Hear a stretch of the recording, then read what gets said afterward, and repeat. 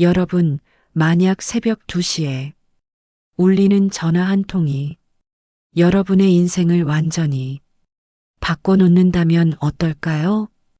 오늘 들려드릴 이야기는 실제로 일어난 일입니다.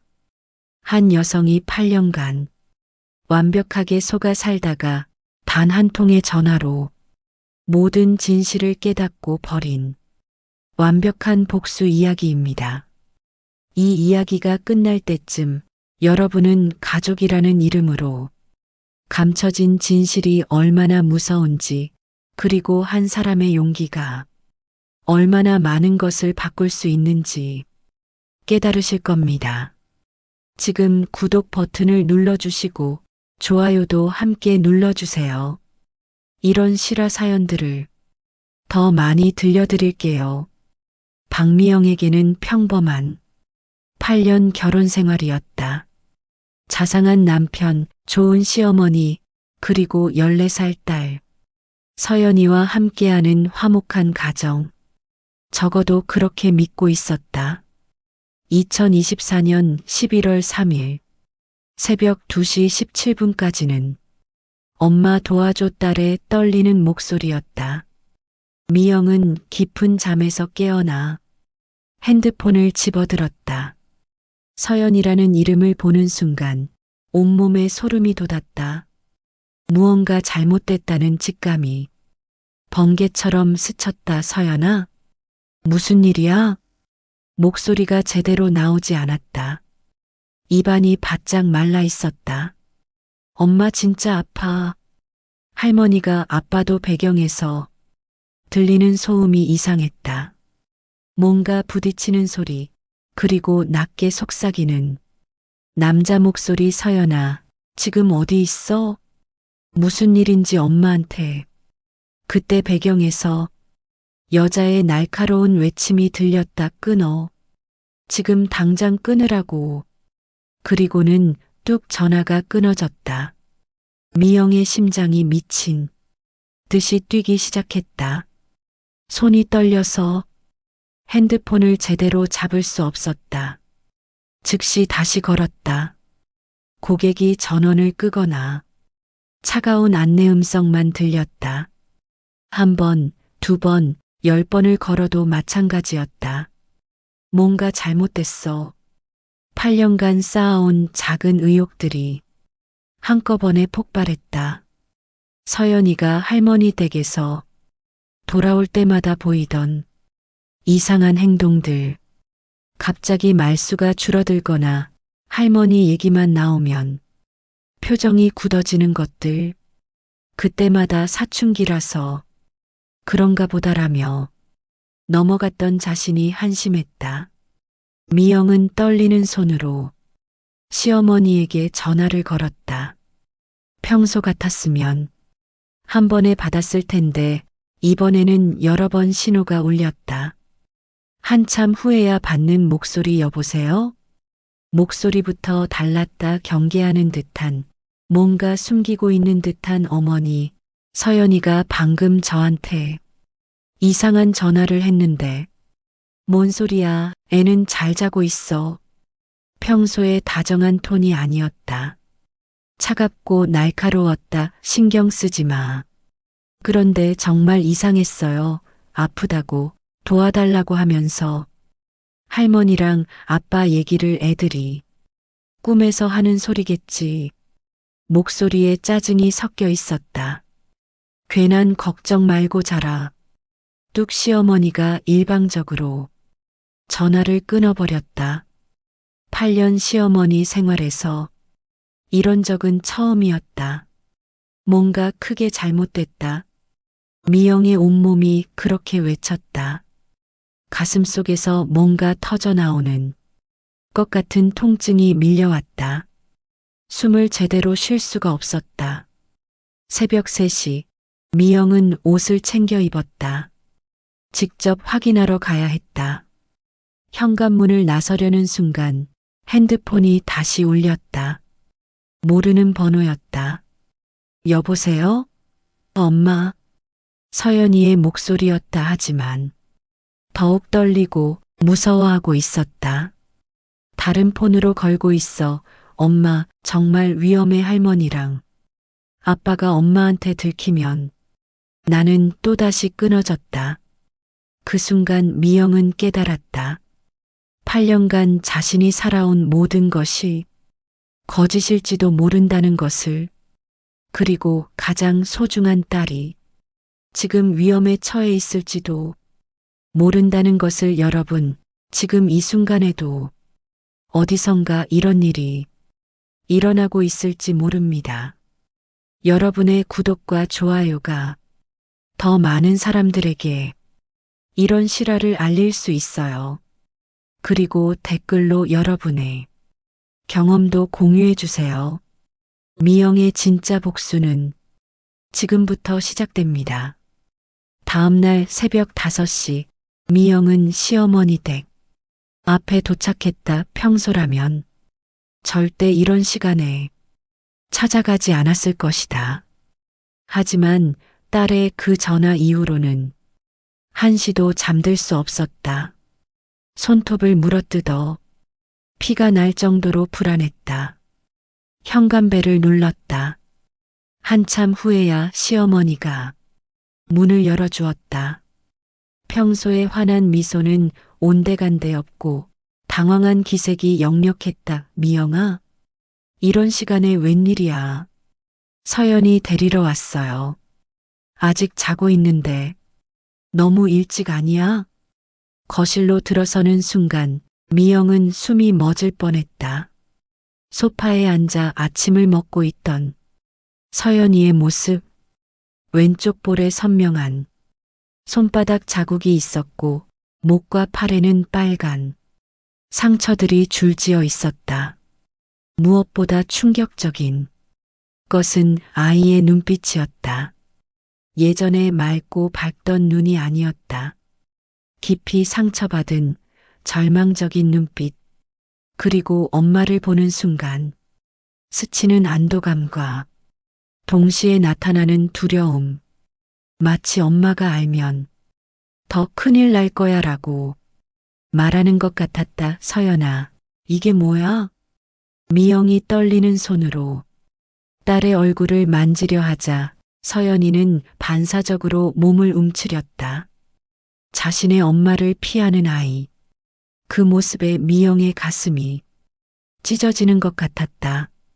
아, 그거 어젯밤에 화장실 가다가 넘어졌어. 시어머니가 재빨리 끼어들었다. 어두워서 실수한 거야. 그렇지, 서연아. 아이는 마치 수백 번 연습한 것처럼 기계적으로 고개를 끄덕였다. 넘어진 것 치고는 상처가 할머니가 약도 발라주고 다 처치했어요.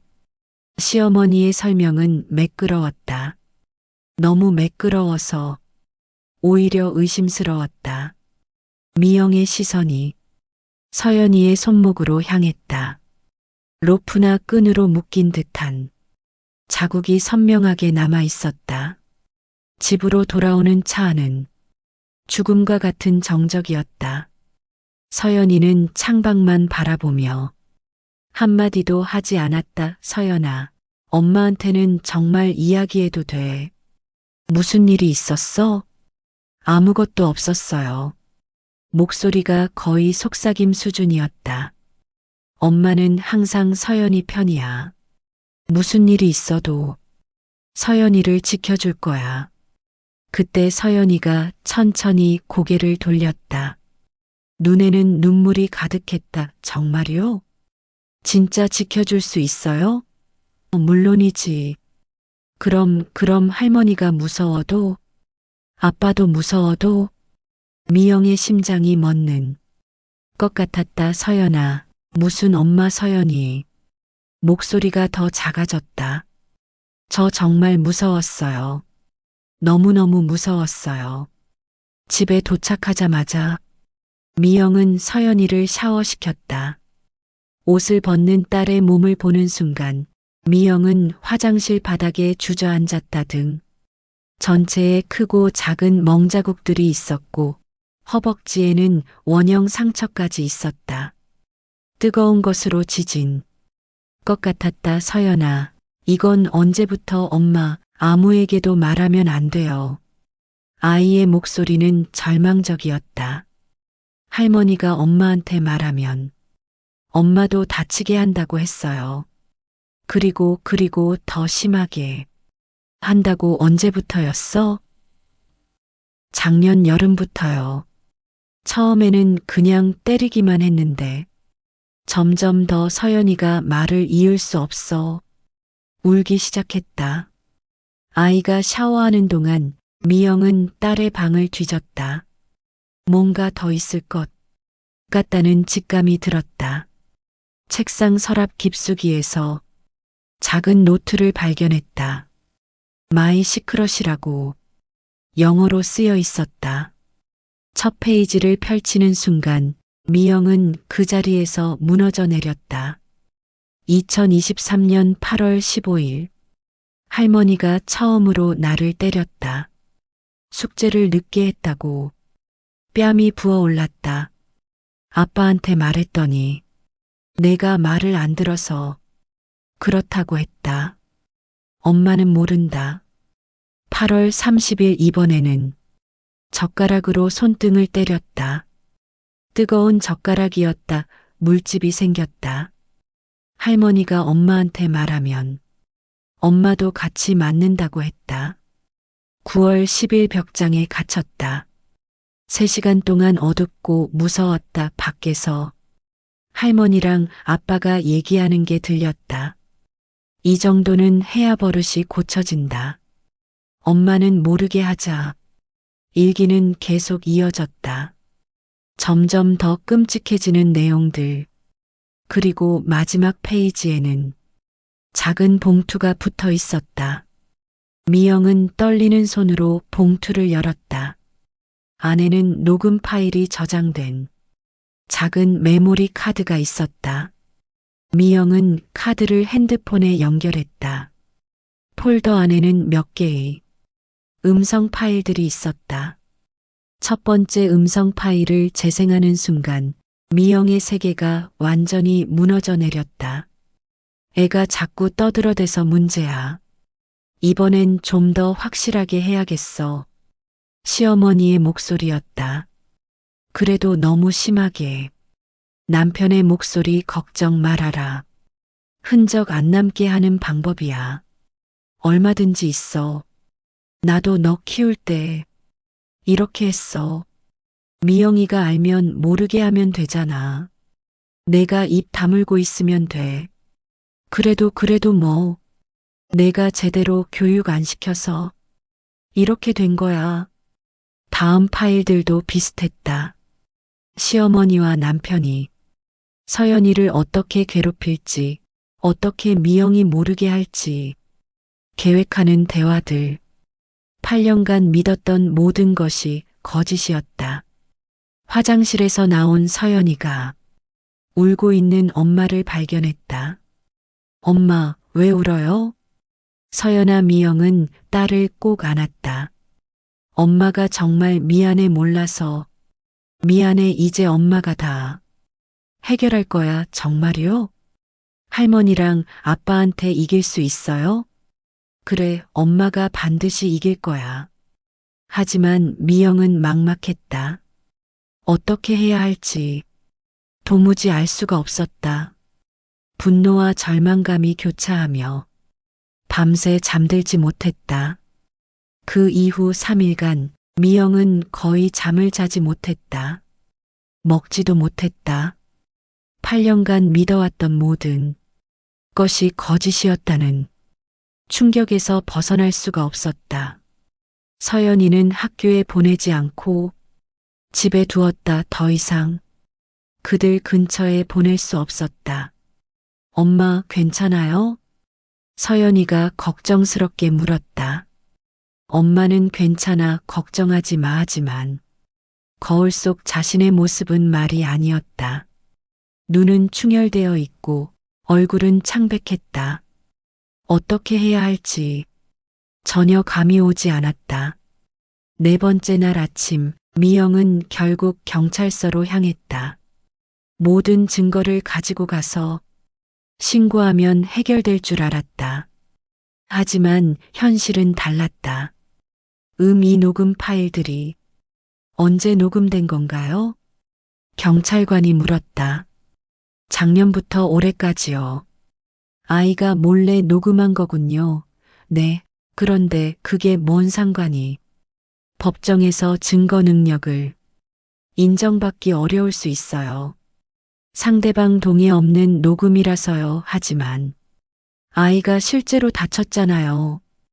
그것도 문제예요.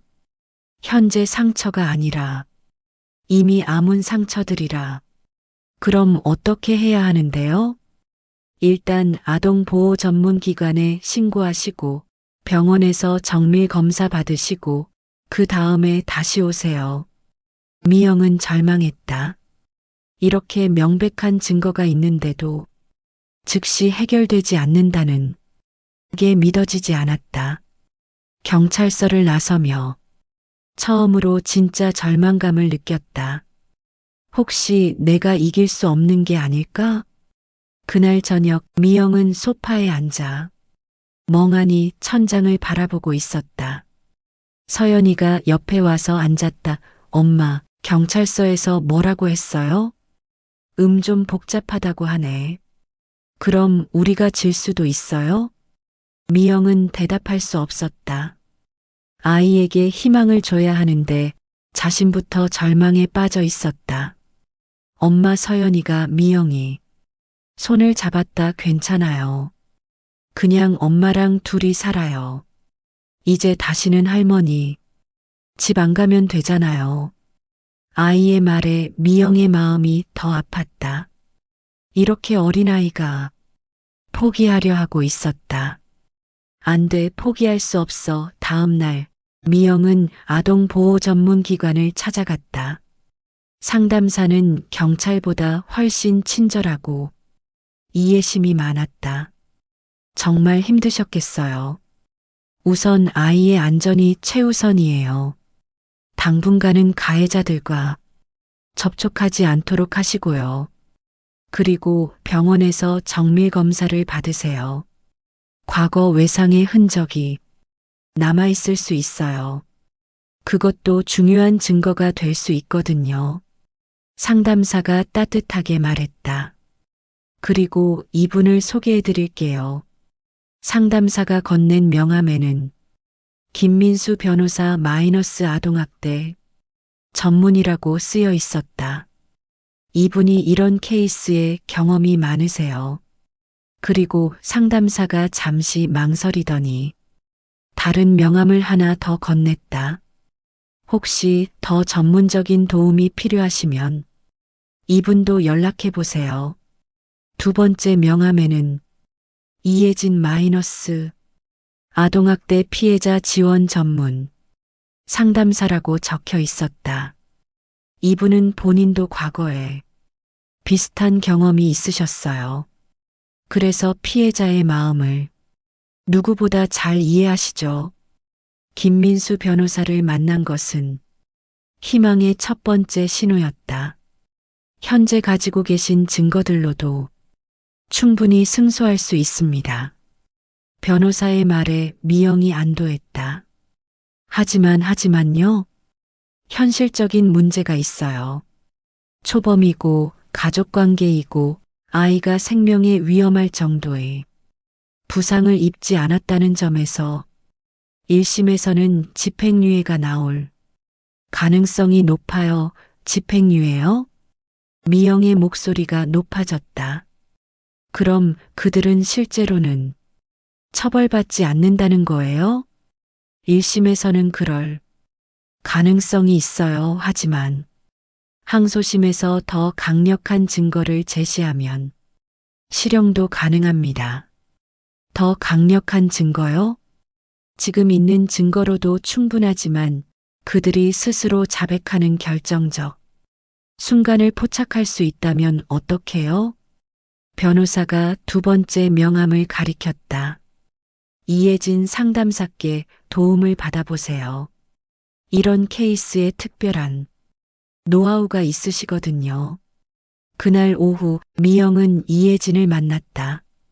40대 초반으로 보이는 차분한 인상의 여성이었다 하지만 그녀의 눈빛에는 남다른 것이 있었다. 깊은 상처를 이겨낸 사람만이 가질 수 있는 강인함이었다.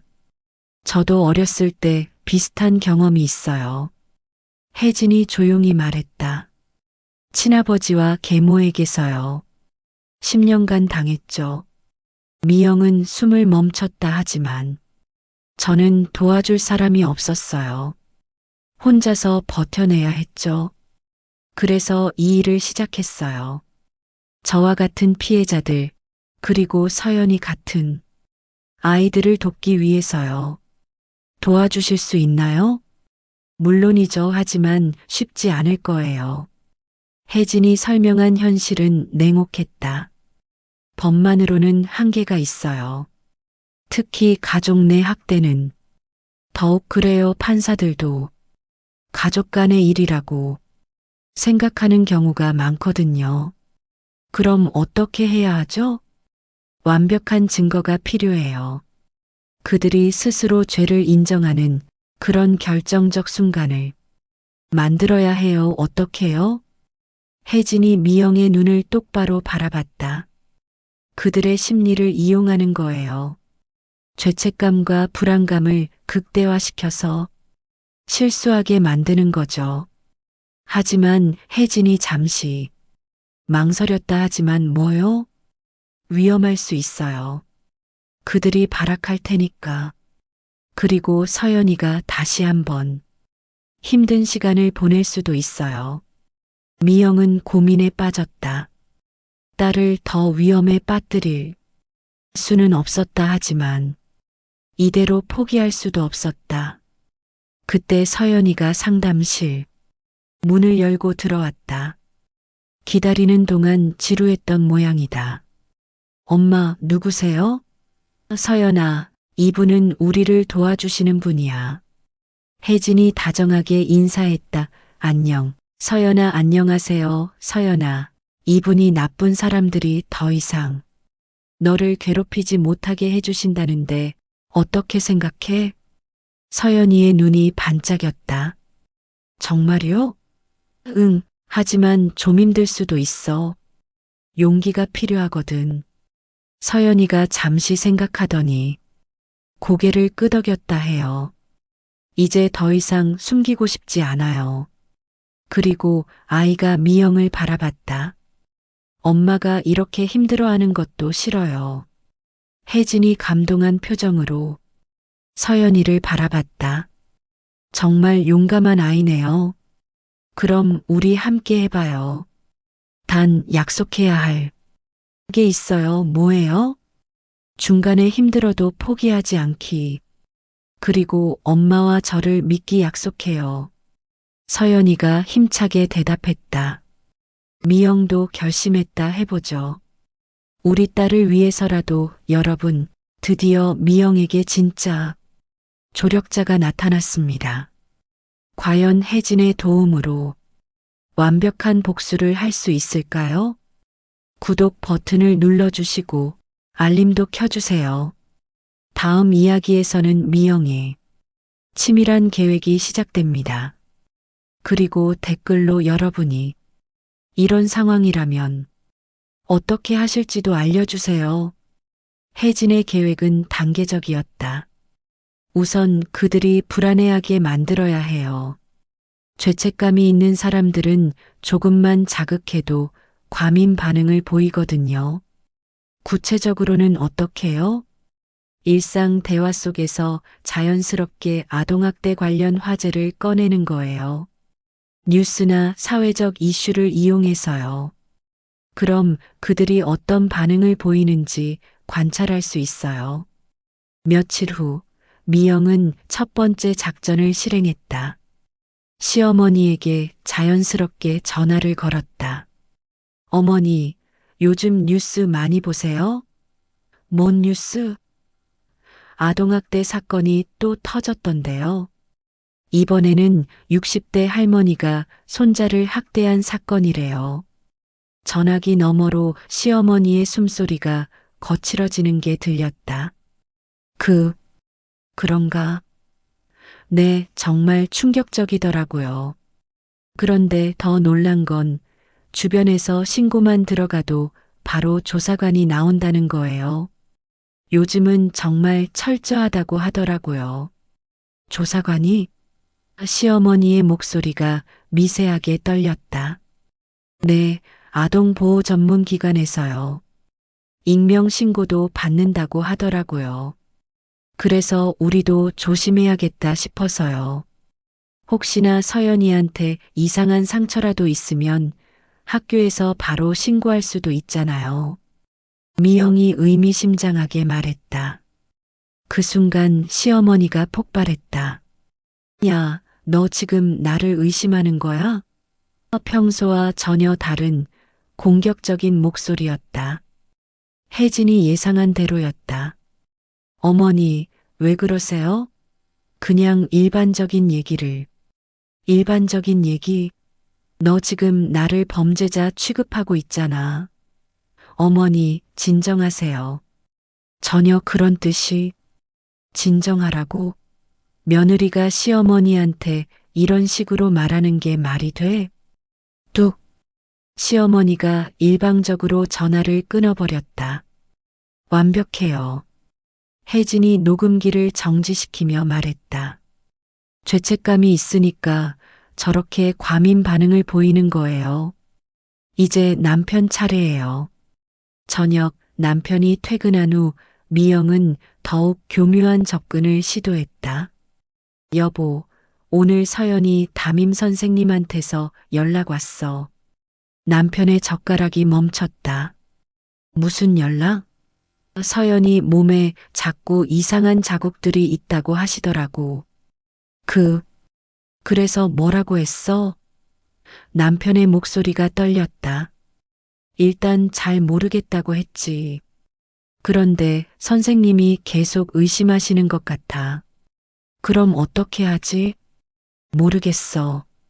그런데 더 이상한 건 미영이 말을 끊고 남편을 쳐다봤다. 뭐가? 서연이가 요즘 이상한 말을 해. 무슨 말? 할머니가 무섭다고. 아빠도 무섭다고. 남편이 벌떡 일어났다. 서연이가 그런 말을 했어? 응. 그래서 자세히 물어봤더니 뭐라고 했는데? 뭔가 비밀이 있다고 하더라. 할머니랑 아빠만 아는 비밀이라고. 남편의 얼굴이 새파랗게 질렸다. 마침 그때 남편의 핸드폰이 울렸다. 시어머니였다. 남편이 전화를 받자마자 시어머니의 큰 소리가 들렸다. 준호야, 큰일 났어. 미영이가 우리를 의심하고 있어.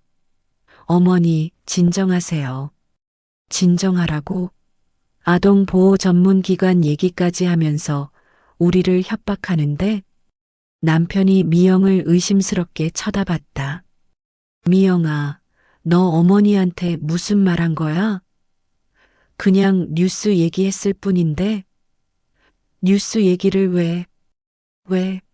뉴스 얘기하면 안 돼? 혹시 어머니가 숨기는 게 있어? 그게 아니라. 그럼 뭐야? 왜 이렇게 예민하게 반응하는데? 시어머니가 전화기 너머로 소리쳤다. 얘야, 빨리 와봐. 우리가 대책을 세워야 해. 어머니, 무슨 대책을. 이대로 가다가는 정말 큰일 날 것 같아. 남편이 전화를 끊고 미영을 바라봤다. 정말 그냥 뉴스 얘기만 한 거야? 그럼 뭘로 생각하는데? 하지만 남편의 표정은 전혀 안심된 것 같지 않았다. 그날 밤 혜진에게서 연락이 왔다. 대성공이에요. 그들이 완전히 동요하고 있어요. 이제 다음 단계로 넘어가야 해요. 다음 단계는 뭐예요? 내부 분열을 유도하는 거예요. 서로를 의심하고 책임을 떠넘기게 만드는 거죠. 위기 상황에서 사람들은 본능적으로 자신을 보호하려고 하거든요. 혜진의 2단계 작전은 더욱 정교했다. 이제 그들 사이에 균열을 만들어야 해요. 서로를 의심하게 만들고 결국 서로를 탓하게 만드는 거죠. 며칠 후 미영은 시어머니 댁을 직접 방문했다. 평소와 달리 차가운 표정으로 어머니 할 말이 있어요. 시어머니의 표정이 굳어졌다. 뭔데? 서연이한테 물어봤어요. 정확히 무슨 일이 있었는지. 그래서 서연이가 할머니가 때렸다고 하더라고요. 그리고 아빠도 알고 있었다고. 시어머니가 벌떡 일어났다. 그런 말도 안 되는. 그럼 이건 뭐예요? 미영이 서연이 팔목의 상처 사진을 보여줬다. 이것도 계단에서 넘어져서 생긴 거예요? 그건 어머니 정말 실망이에요. 8년 동안 믿고 지냈는데. 미영아, 내가 언제. 그런데 더 실망스러운 건 우리 남편도 이걸 알고 있었다는 거예요. 시어머니의 눈빛이 변했다. 준호가 뭐라고 했어? 처음에는 어머니를 감싸더라고요. 그런데 증거를 계속 보여주니까 미영이 의도적으로 말을 멈췄다. 그래서 뭐라고 했다고. 어머니 혼자 한 일이라고. 자기는 말렸는데 어머니가 안 들었다고 하더라고요. 그놈이 뭐라고? 시어머니의 목소리에 분노가 섞였다. 나 혼자 했다고? 그놈도 똑같이 했으면서. 정말요? 그럼 아빠도 서연이를? 당연하지.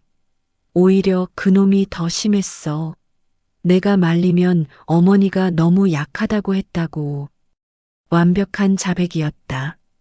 미영은 속으로 환호했지만 표면적으로는 더욱 충격받은 표정을 지었다. 그럼 둘 다. 맞아. 나만 나쁜 사람이야? 그놈도 똑같다고. 그날 저녁 미영은 남편에게도 같은 전술을 사용했다. 여보, 어머니한테 다녀왔는데. 뭐라고 하시던? 어머니가 모든 걸 인정하시더라. 남편의 얼굴이 창백해졌다. 인정? 서연이를 때린 것도 가둔 것도 심지어. 미영이 잠시 멈췄다. 심지어 뜨거운 걸로 지진 것도 모두. 그래서 뭐라고 하셨어? 그런데 이상한 건 어머니 혼자 한 게 아니라고 하시더라고. 뭐라고? 아빠도 같이 했다고.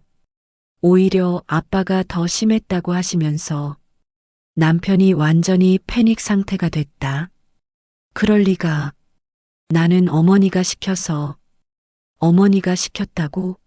아니야, 그게 아니라. 그럼 뭐야? 정말 우리 딸한테 그런 짓을 한 거야? 미영아, 나는. 대답해. 14살짜리 아이한테 뭘 한 거야? 남편이 주저앉았다. 나는 어머니가 하시는 걸 못 막았어. 어머니가 워낙 무섭게. 그럼 같이 한 거네. 내 딸을 괴롭힌 거야. 미영아, 제발. 나는 정말 어쩔 수 없었어. 어쩔 수 없었다고? 14살 아이를 괴롭히는 게 어쩔 수 없는 일이야? 나도 어렸을 때 어머니한테 똑같이 당했어. 남편이 절규했다. 그래서 어머니 말을 거스를 수가 없었어. 이것은 예상치 못한 고백이었다. 미영은 잠시 당황했지만 곧 더 큰 분노가 밀려왔다. 그래서 우리 딸도 똑같이 당해야 한다는 거야? 아니야. 그런 게 아니야. 그럼 뭐야? 당신도 피해자였으니까 우리 딸을 괴롭혀도 된다는 거야? 남편이 더 이상 변명하지 못했다. 그는 피해자이면서 동시에 가해자였다. 그리고 그 사실이 그를 더욱 절망스럽게 만들었다. 다음 날 혜진이 미영에게 말했다. 이제 거의 다 왔어요. 그들이 서로를 완전히 불신하고 있어요. 이런 상태에서는 작은 자극만 줘도 모든 걸 터뜨릴 거예요. 마지막 단계는 뭐예요? 실제 신고를 하는 거예요. 이제 충분한 증거가 모였고 그들도 심리적으로 완전히 무너진 상태니까 정말 이길 수 있을까요? 네. 하지만 중요한 건 법적 승리만이 아니에요. 그럼 뭐예요? 진짜 승리는 서연이가 다시는 이런 일을 당하지 않게 하는 거예요. 그리고 다른 아이들도 마찬가지고요. 미영이 고개를 끄덕였다. 이제 진짜 마지막 단계만 남았다. 여러분, 드디어 미영의 복수가 마지막 단계에 도달했습니다. 과연 그들을 완벽하게 무너뜨릴 수 있을까요? 구독과 좋아요로 응원해 주세요. 그리고 혹시 여러분 주변에 도움이 필요한 분이 계시다면 주저하지 말고 전문기관에 신고해 주세요. 다음 이야기에서 놀라운 결말이 공개됩니다. 혜진의 조언에 따라 미영은 마침내 아동보호전문기관에 정식 신고를 했다. 이번에는 모든 증거가 완벽했다. 서연이의 일기, 녹음 파일들, 상처 사진들, 그리고 최근에 녹음한 가해자들의 자백까지. 김소영 조사관은 15년 경력의 베테랑이었다. 신고 내용을 검토해 봤는데 정말 심각한 사안이네요. 네, 이 정도면 충분한가요? 충분해요. 오히려 이렇게 체계적으로 정리된 증거를 본 적이 드물어요. 조사는 신속하게 진행됐다. 먼저 서연이와의 면담이 있었다. 전문 아동 심리 상담사와 함께하는 안전한 환경에서였다. 서연아, 처음 할머니가 때린 건 언제였어? 작년 여름이었어요. 숙제를 늦게 했다고. 서연이의 증언은 구체적이고 일관성 있었다. 아빠는 언제부터 알고 있었나? 처음부터요. 할머니가 저를 때리는 걸 보고도 내가 말을 안 들어서 그렇다고 했어요. 아이는 더 이상 두려워하지 않았다. 진실을 말할 용기를 얻었다. 병원에서의 정밀 검사도 결정적이었다. 과거 외상의 흔적이 여러 곳에서 발견됩니다. 의사가 검사 결과를 설명했다. 특히 이 부위는 뜨거운 물체에 의한 화상 흔적으로 보이네요. 그리고 이 부분들은 반복적인 타박상의 흔적입니다. 이제 가해자들을 조사할 차례였다. 시어머니가 먼저 조사받았다. 처음에는 부인했지만 증거들이 하나씩 제시되자 태도가 바뀌기 시작했다. 이 음성 파일에서 들리는 목소리가 당신 것 맞나요? 조사관이 재생 버튼을 눌렀다. 애가 자꾸 떠들어대서 문제야. 이번엔 좀 더 확실하게 해야겠어. 시어머니 자신의 목소리였다. 이것도 교육이었나요?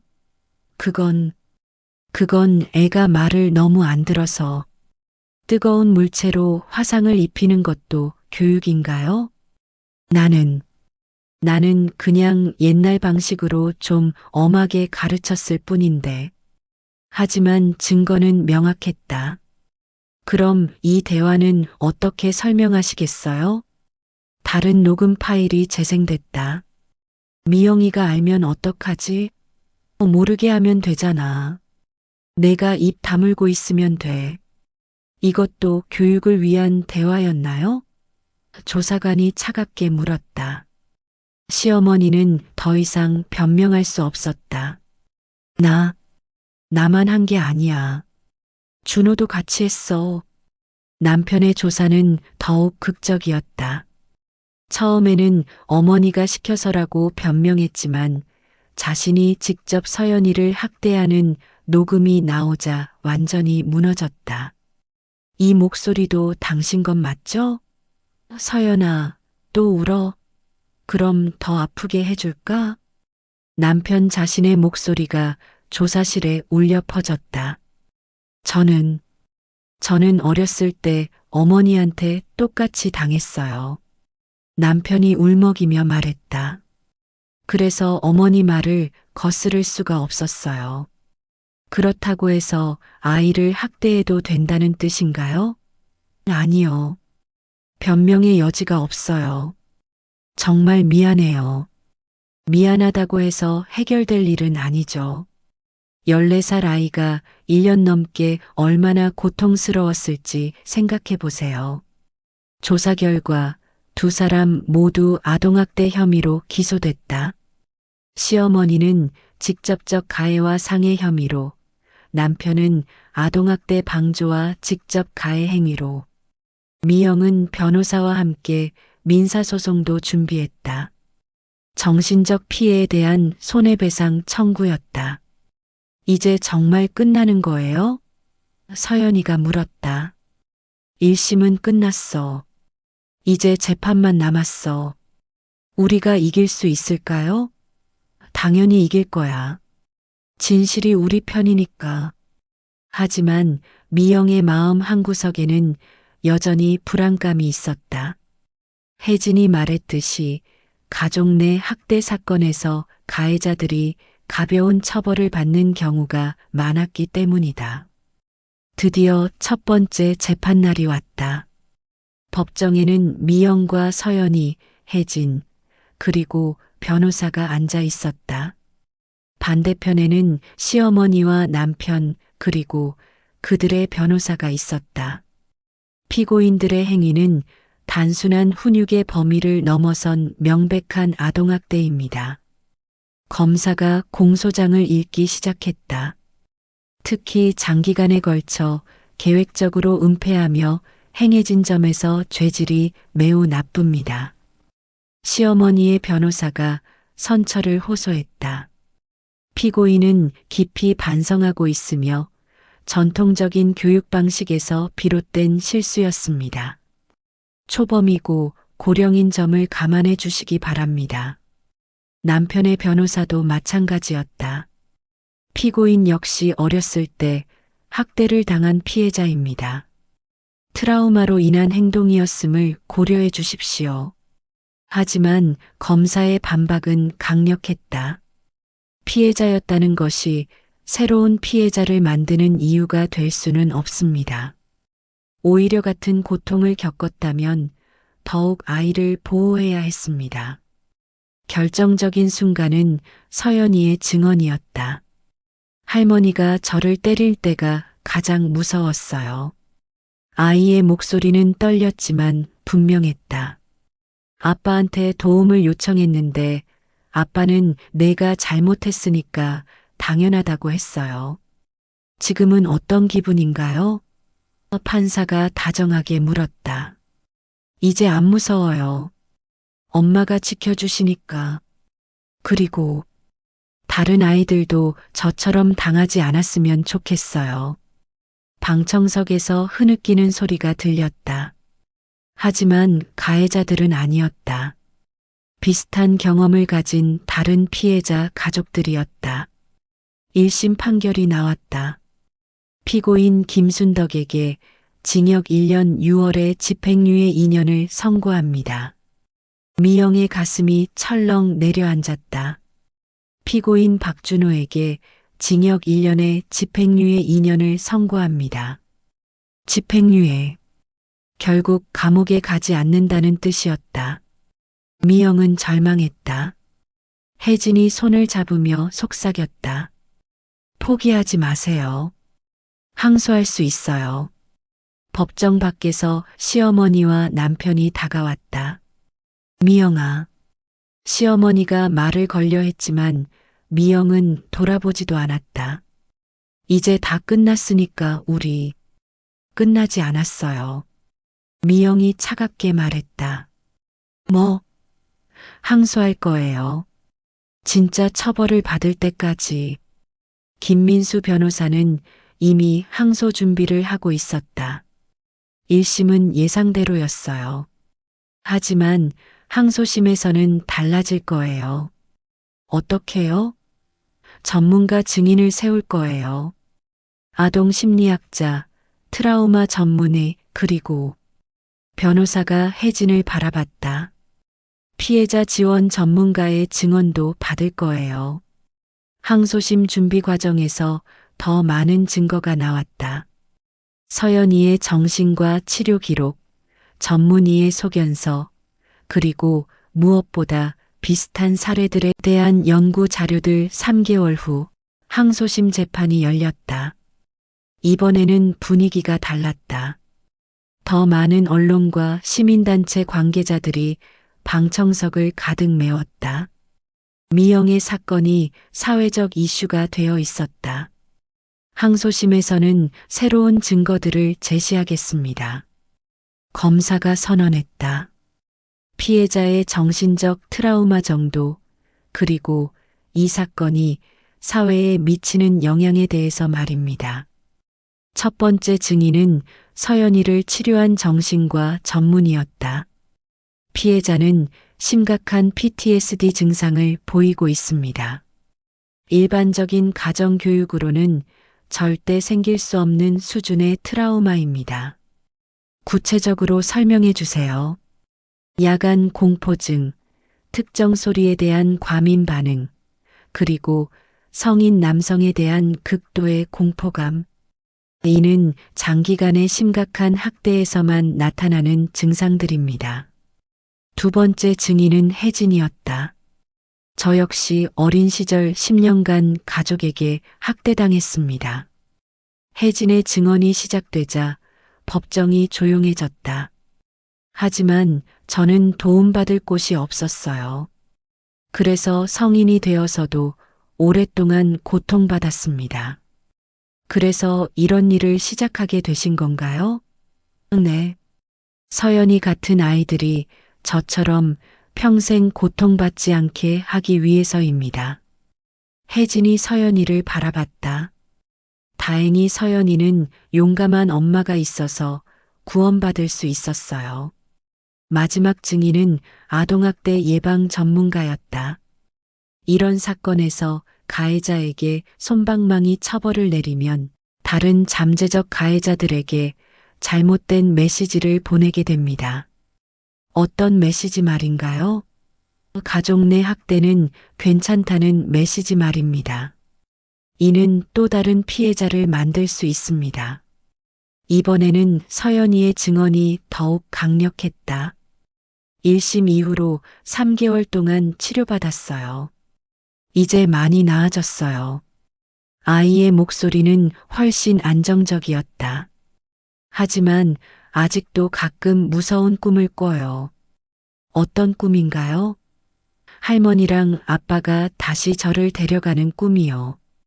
그리고 이번에는 엄마도 같이 괴롭히는 꿈. 아이의 증언에 방청석에서 울음소리가 터져 나왔다. 판사도 표정이 굳어졌다. 마지막으로 하고 싶은 말이 있나요? 네. 서연이가 고개를 들었다. 저를 괴롭힌 사람들이 제대로 처벌받았으면 좋겠어요. 그래야 다른 아이들이 안전할 거예요. 피고인 측 변호사들의 변론은 1심 때와 비슷했다. 하지만 이번에는 설득력이 없어 보였다. 너무 많은 증거와 증언이 그들의 죄를 입증하고 있었다. 마침내 항소심 판결이 나왔다. 1심 판결을 파기합니다. 판사의 목소리가 울려 퍼졌다. 피고인 김순덕에게 징역 2년 6월을 선고합니다. 미영의 심장이 뛰기 시작했다. 피고인 박준호에게 징역 2년을 선고합니다. 실형이었다. 집행유예 없는 실형. 또한 피고인들은 연대하여 피해자에게 정신적 피해 배상금 8천만 원을 지급하라. 법정 밖에서 미영은 서연이를 꼭 안았다. 이제 정말 끝났어. 네, 엄마. 우리가 이겼어요. 서연이의 목소리에는 진짜 안도감이 담겨 있었다. 혜진이 다가와서 말했다. 정말 축하드려요. 하지만 이건 시작일 뿐이에요. 무슨 뜻이에요? 이제 다른 피해자들을 도울 차례예요. 판결 이후 미영의 삶은 완전히 달라졌다. 우선 서연이가 놀라울 정도로 회복되었다. 전문 치료를 받으면서 트라우마에서 벗어나고 있었다. 엄마, 어젯밤에 좋은 꿈 꿨어요. 어떤 꿈? 우리 둘이 바닷가에서 뛰어노는 꿈이요.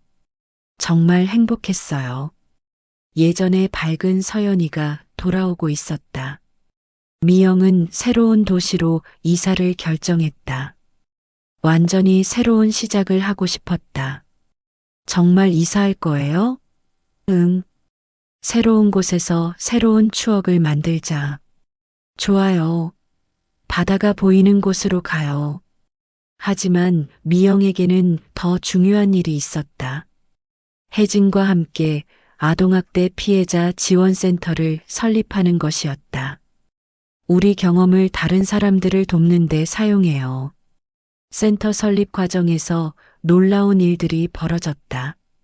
미영의 사건이 언론에 보도되면서 비슷한 상황의 피해자들이 용기를 내기 시작한 것이다. 저희도 도와주세요. 시어머니가 제 아이를, 남편이 아이를 때리는데 어떻게 해야? 학교에서 신고하라고 하는데 무서워서 하루에 수십 통의 상담 전화가 걸려왔다. 미영과 혜진은 하루 종일 상담에 매달렸다. 이렇게 많은 피해자가 있었다니.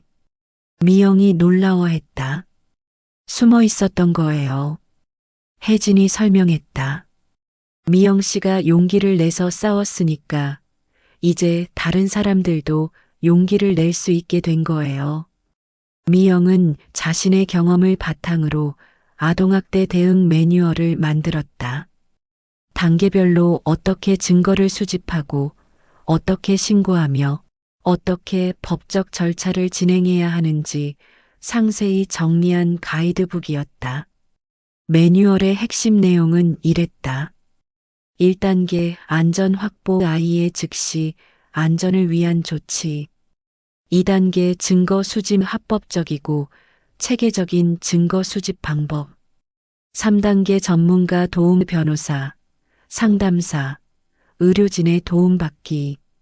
4단계 공식 신고 아동 보호 전문 기관, 경찰서 신고. 5단계 법적 대응 형사, 민사소송 진행. 6단계 치유와 회복 피해자의 심리적 치유.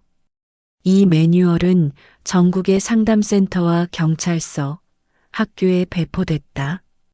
아동학대 신고 건수가 눈에 띄게 증가했다. 숨어있던 피해자들이 드디어 목소리를 낸 것이었다. 6개월 후 미영에게 뜻밖의 소식이 전해졌다. 전 남편과 시어머니가 감옥에서 어떻게 지내는지에 대한 소식이었다. 시어머니는 감옥에서 다른 수감자들에게 따돌림을 당하고 있다고 해요. 혜진이 전해준 소식이었다.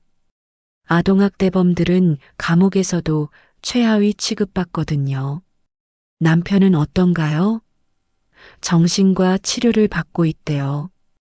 본인도 피해자였다는 걸 인정하고 치료받고 있다고. 미영은 복잡한 감정을 느꼈다. 분노는 여전했지만 동시에 안도감도 있었다. 그들이 제대로 처벌받고 있다는 것, 그리고 더 이상 다른 아이들을 해칠 수 없다는 것. 1년 후 미영의 지원센터는 전국 10개 도시로 확장됐다. 미영은 전국을 다니며 강연했다. 여러분도 할 수 있습니다. 포기하지 마세요. 가장 중요한 건 여러분이 혼자가 아니라는 거예요. 강연장을 가득 메운 300명의 청중들이 미영의 말에 집중했다. 용기를 내세요. 도움을 요청하세요. 반드시 길이 있어요. 강연이 끝난 후 한 여성이 다가왔다. 저도 10년간 남편에게 맞았어요. 아이들도 같이. 여성이 울먹였다. 미영 씨 이야기를 듣고 용기를 냈어요. 어제 신고했어요. 잘하셨어요. 미영이 그 여성을 꼭 안았다. 이제 괜찮을 거예요. 서연이도 이제 완전히 다른 아이가 되어 있었다. 17살이 된 지금 심리학과 진학을 꿈꾸고 있었다. 저도 엄마처럼 아이들을 보호하고 싶어요. 정말? 네. 제가 당했던 일을 다른 아이들은 당하지 않았으면 좋겠어요. 그리고 무서워하는 아이들에게 희망을 주고 싶어요.